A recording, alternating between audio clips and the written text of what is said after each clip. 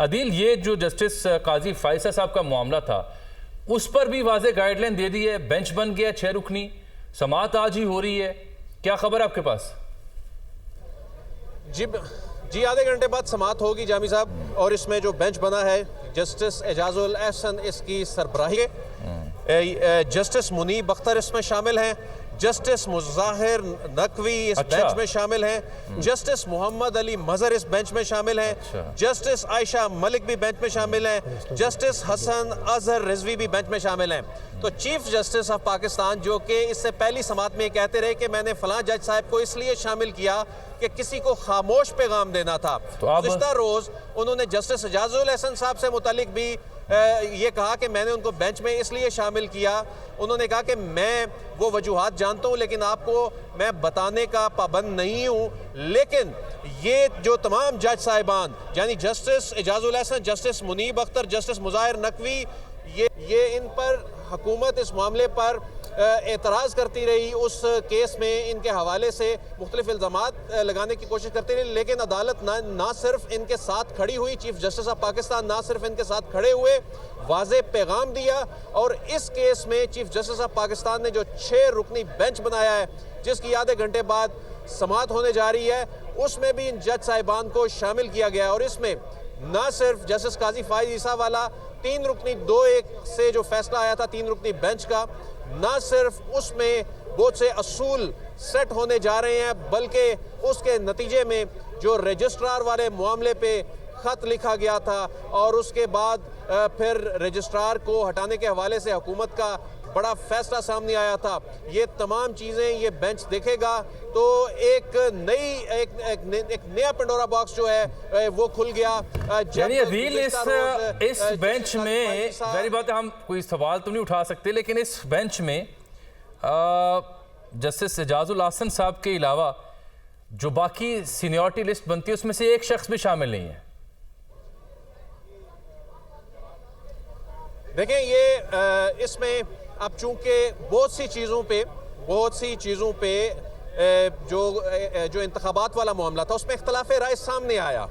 और इख्तलाफ राय सामने आने पर हुकूमत ने भी कुछ जज साहिबान पर जिस तरह से अल्फाज से अटैक किया और हत्वे तनकीद बनाया, और उसमें चीफ जस्टिस साहब ने बड़ा वाज़ेह पैगाम दिया कि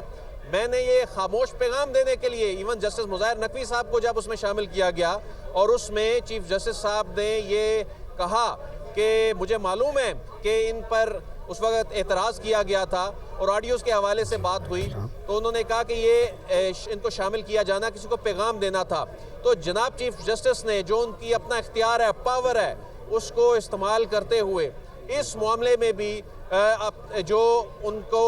बेहतर लगा कि कौन से जज साहिबान को इसमें शामिल किया जाना है, जिनके हवाले से हुकूमत इलेक्शन वाले मामले में नहीं चाहती थी कि वो बेंच का हिस्सा बने, लेकिन ये चूंकि सुप्रीम कोर्ट ऑफ पाकिस्तान इसे अपना अंदरूनी मामला करार देती रही, सुप्रीम कोर्ट ऑफ पाकिस्तान ने कहा कि ये हमारा ऐसा अंदरूनी मामला है जिसमें पब्लिक में डिबेट नहीं होनी चाहिए, और चीफ जस्टिस ने कल बताया कि उनके जनाब जस्टिस काजी फाइज ईसा समेत कई सीनियर जजेस से राब्ते हुए, कई बैकडोर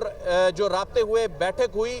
और इस मामले पे उन्होंने ये कल इंडिकेशन दी थी कि इस मामले पे जल्द कोई ना कोई हल निकल आएगा, और उसके बाद बिल आखिर ये 6 रुकनी बेंच का कॉन्स्टिट्यूट होना ये भी एक बड़ी डेवलपमेंट है, और इसमें जज साहिबान का, मोअज़्ज़ज़ जज साहिबान का, बड़े काबिल कॉन्स्टिट्यूशनल एक्सपर्ट ये जज साहिबान जो हैं, इन पे अब ये फैसला करेंगे। जस्टिस काजी फाइज ईसा वाला जो मामला है जिस पे एतराज़ ये था कि उसे सर्कुलर के जरिए, यानी अच्छा अदील, ये तो फौरन जो एतराज़ आएगा सरकार की जानिब से या हम ख्याल जो हैं कि ये तो बड़ा हम ख्याल किस्म का बेंच बना है, तो इससे ये तासुर के इदारे के अंदर जो तकसीम है वो ज़्यादा बढ़ नहीं जाएगा? देखें जामी साहब, एक बात तो वाज़ेह है, 5 रुकनी बेंच ये सहाफ़ियों के हकूक़ से मुतल्लिक केस में करार दे चुका है कि chief justice is master of roster. Chief justice जो है वो रोस्टर बनाने का आईनी ताकत रखते हैं, कानूनी ताकत रखते हैं। चीफ जस्टिस ने बार बार ये बताया, पीडीएम जमातों को भी बताया, हुकूमत को बताया कि ये जो आप बातें कर रहे हैं बेंच बनाना, ये कभी 9 रुकनी बेंच की बात करते हैं, कभी 4-3 की बात करते हैं, कभी कहते हैं जी 5 रुकनी बेंच वाले मामले पे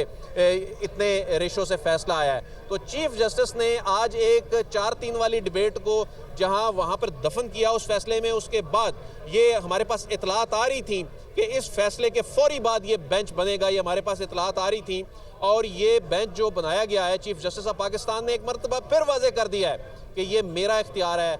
ये उनकी आईनी ताकत है, ये किसी के कहने पर किसी के मनपसंद जजेस को या अगर वो कोई समझता है कि वो अपनी मर्जी के जो जजेस को इंक्लूड करना चाहे किसी बेंच में, ऐसा नहीं हो सकता। तो उमर अताब बंदियाल साहब जो हैं वो डट गए हैं। उमर अताब बंदियाल साहब ने ये